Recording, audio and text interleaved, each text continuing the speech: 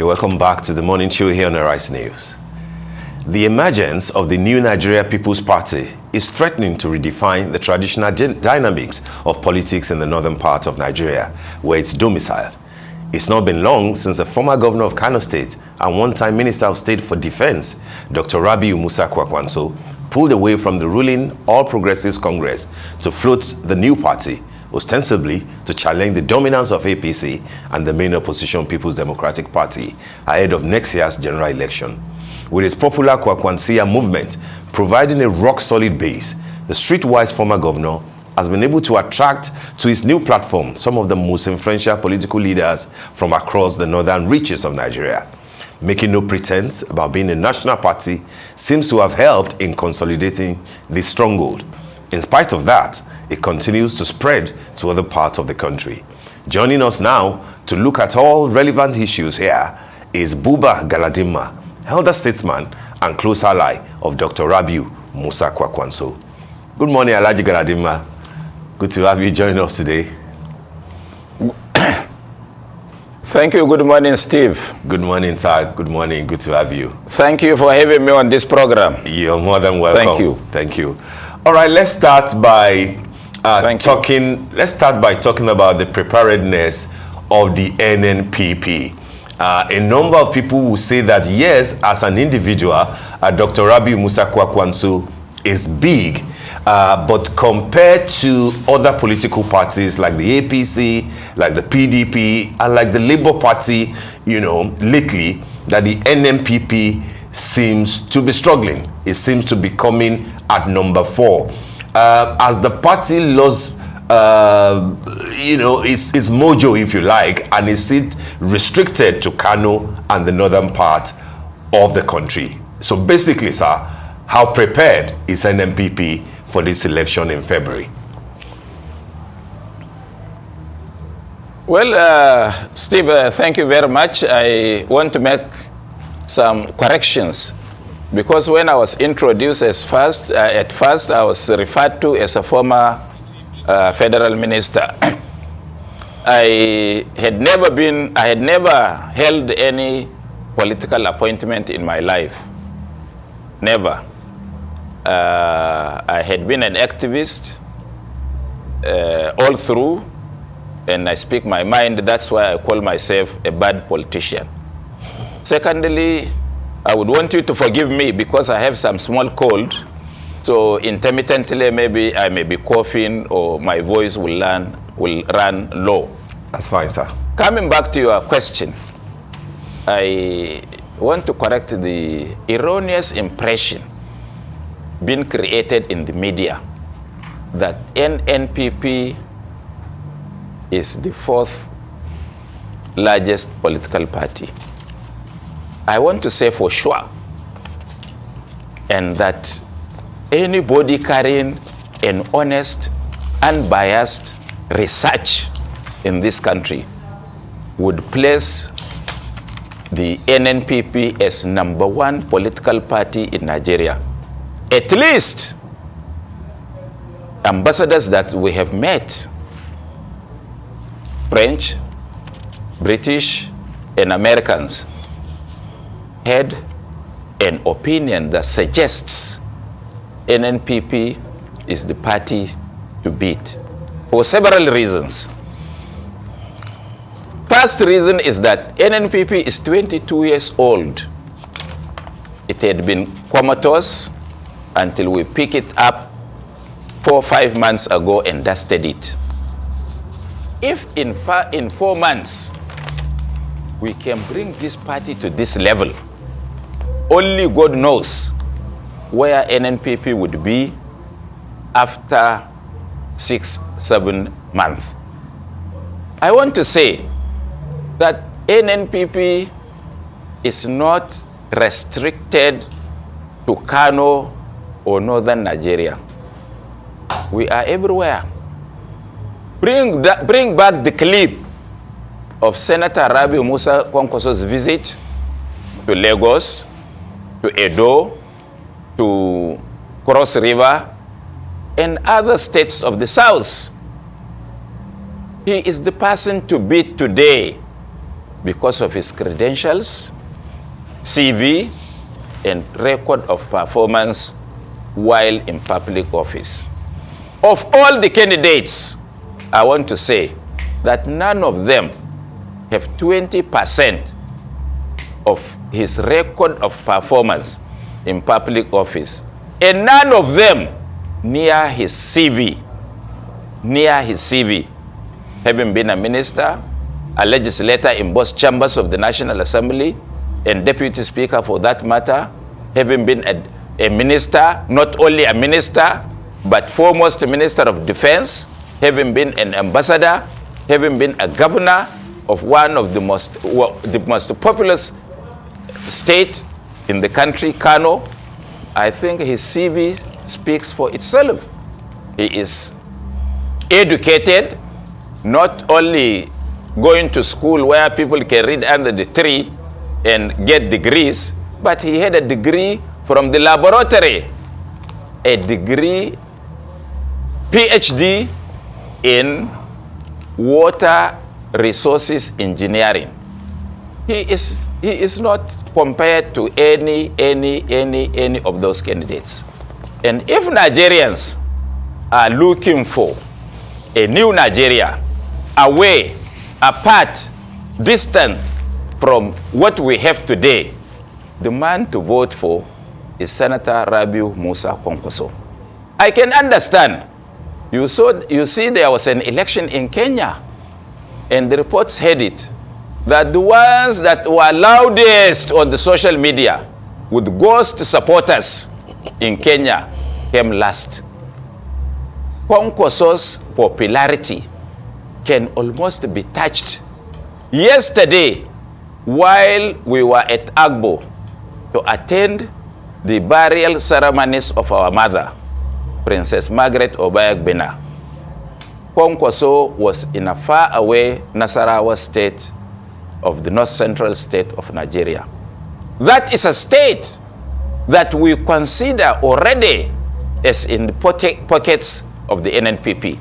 Starting from Bararaba, on the outskirts of Abuja, people lined up the road, the highway, for over 200 kilometers to welcome him to the ancient town of Lapia.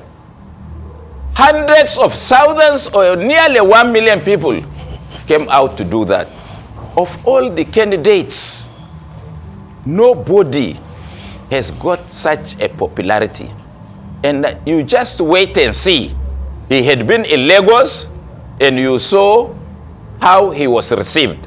And I keep on saying that put all the other candidates, I think there are 18 political parties, if they have candidates, let them all come together and declare a rally in Lagos. If it has come to half of what Kwankwaso did, I will ask Kwankwaso to cede this presidency to one of them. Right. Okay, so Alhaji Galadima, I mean, there's absolutely no doubt that you're throwing your full weight mightily behind Rabiu Musa Kwankwaso. But now to a topic that you've probably heard quite a number of times. You have in the past worn the hats of APC and PDP chieftain, and you sold their respective ideals quite passionately. Now, today you are selling the NNPP. What has informed these gear shifts for you, and how can the Nigerian public be so sure that your evangelism for the NNPP is not going to be short-lived?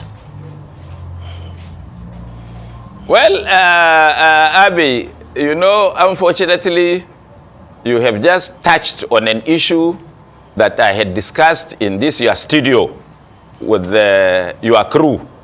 And I laughed when you were asking this question. Of course, not that we promoted General Buhari, but we brought him into politics and we dusted him. Because you know on record that from his past record as head of state in 1983 to 85, nobody could have touched him with a long spoon. You also know that we had an alliance, the RAPC, of which I was the national chairman, and the PDP had an alliance, and I was made one of the spokesmen of Atiku Abubakar. And I had all records said that I wasn't a member of the PDP, nor did I ever had a card of the PDP. But because I thought that any Nigerian, not only Atiku, would have been a better president than General Buhari. And this is on record. Now I have been proved right. So it takes a courageous person to take a position, and when in the face of reality, he changes his position. And I know Senator Kwankwaso for the last 30 years or more. I was the best man during his marriage. We were in the Constituent Assembly together. We had been in France during the aborted Republic during General Sani Abacha. And what is good is always good. You cannot compare Kwankwaso's performance in public office, human resource development, creation of economic activity in Kano that has brought down peace to Kano more than any state of the Federation today. And there is no living politician in this country today that can have his CV or can have his record of performance. Do you want me to stay stoic as a demagogue, even when I can see what is right? I think what is important is for any Nigerian to imbibe the truth, live by the truth, and support what is right. And I think the only person for me today that can take this country out of the woods is Senator Rabiu Musa Kwankwaso. Because we are not talking even about what he is going to do. We are talking about what he has done, which can be touched, which is verifiable. And none of the people that you are talking about has got such kind of record. It is you, Steve, and Abby. You have no alternative but to vote for a better Nigeria, which is possible. You have no excuse not to vote for a new Nigeria of our dream, where our children and grandchildren, women, would have a chance to become whatever they want to be. All right, Alhaji, I understand, your position and how passionate you are about the Kwankwaso movement. But my point is, and I would like you to revisit this very briefly. You have said clearly that President Muhammadu Buhari betrayed you. But I'm wondering, are you still holding grudges? I didn't say so.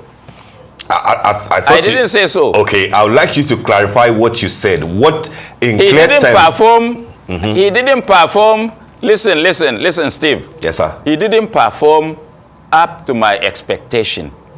And even if he were to be my father, if he cannot perform up to my expectation, I have the right as an adult to leave him, and which I did. Ask him, whenever you interview him, whether directly through him or through any of his aides, I have asked for any favor. And also find out. But your daughter worked with him. I have been in this system. Your daughter worked with him, Alhaji. You said? Your daughter worked with him. No, she didn't. Okay. Do you work with Arise TV? Do you work with Arise TV? Yes, no, I do. I'm asking a question. Yes or no? Yes, I do. Are you paid salary? Yes, I am. Are you paid salary? Yes, I am. So ask them, let them bring any record or any voucher where my daughter, after working for 4 years, she was ever paid any kwabo as a remuneration for what she did. And I kept her there deliberately for a time like today. I was funding her to feed. They should be ashamed of themselves that because they don't like my face, that is being translated to my daughter. My daughter, who the general and his family and my family went for her graduation in UK years back, and he gave her out in marriage. Her first child was named after him. It will be a shame for anybody. He is her father. In our culture, if she quarrels with her husband, she should go to his house, not my house. That she could work for him for 4 years without salary. Look, please, I don't know which culture in Africa that could be done. That my own sin Alhaji, would be transferred to my daughter. Let me clarify this, sir. Are you saying that your daughter worked for 4 years in government as a volunteer, or that he was a staff who was denied wages on account of being your daughter? What I want you to do, Yes, sir. you know, she has 2 first degrees. She has 5 now. She's doing the 6 master's degrees. She has an ACCA. My daughter is intelligent enough. She is experienced enough to, and she is an adult with 3 children. I think she's in a position to defend herself. Put her on this hot seat. I think you will be shocked of the kind of revelations she could make to you.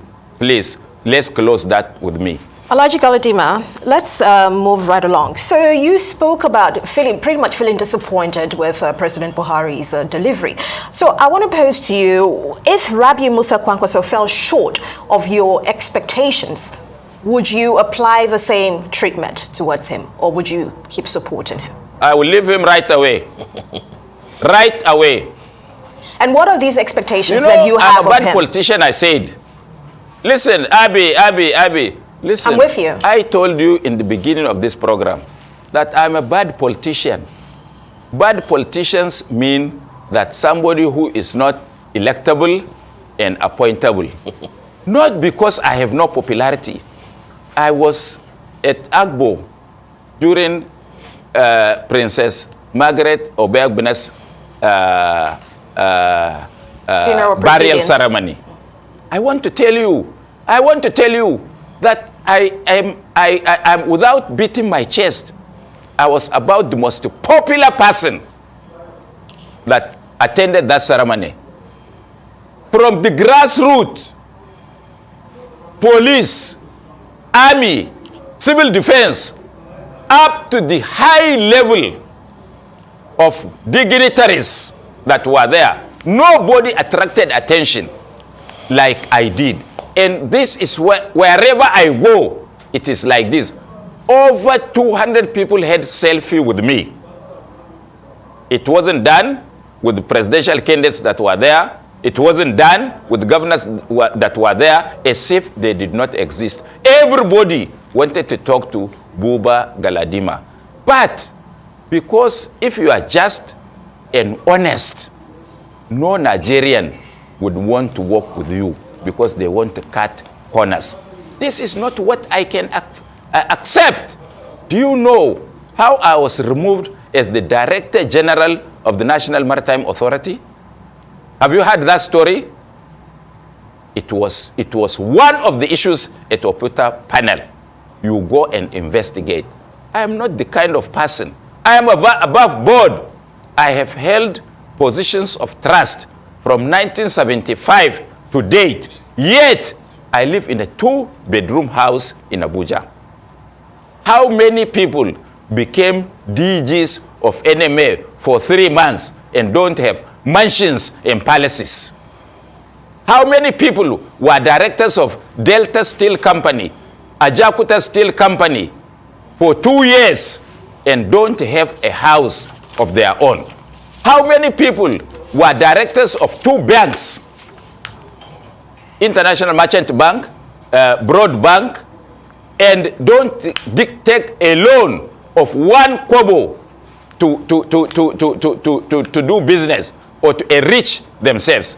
How many people became chairmen of Nigerian ranches, a joint project between Nigeria and Brazil that had a share capital paid of $500 million US. Alhaji Galadima, we have to come in there. And did not help himself. Yes. Yes, there's no doubt about your popularity. Let's talk about, you've been very vocal about your disdain for President. Integrity, add integrity and honesty. Absolutely. Integrity and honesty. Absolutely, and that will go in terms of your expectations, I would expect, of, whoever leads this country. But you've been very vocal about your disdain for Muhammadu Buhari's approach towards the scourge of corruption.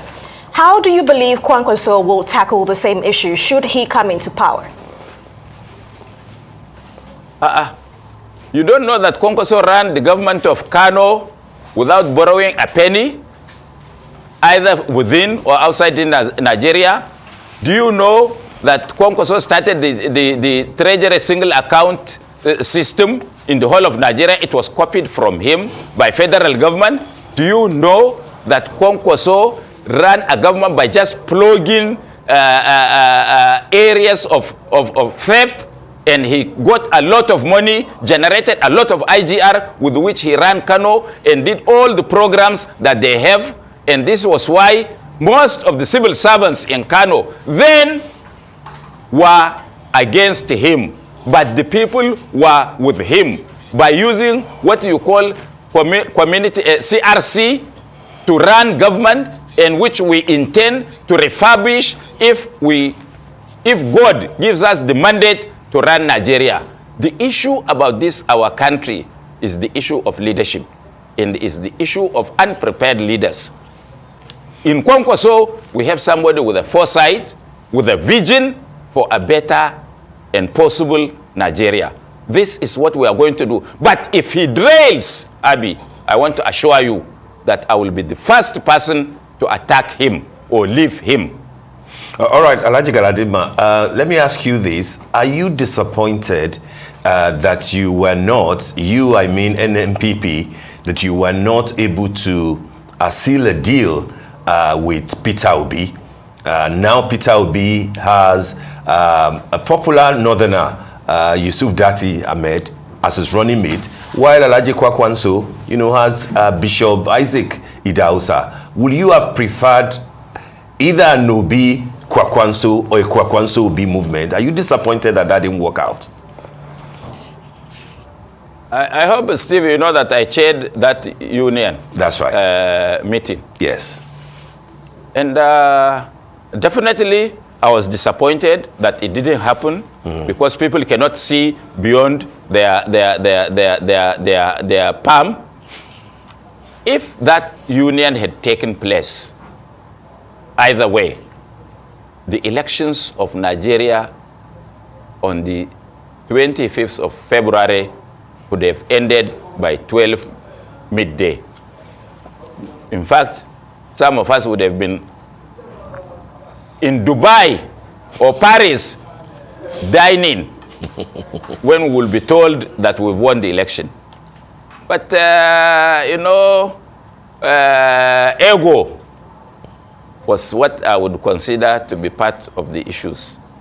And people think that what we say in the press is what happens in actual life. I don't want to go into it, because there could still be another chance for us to talk to each other.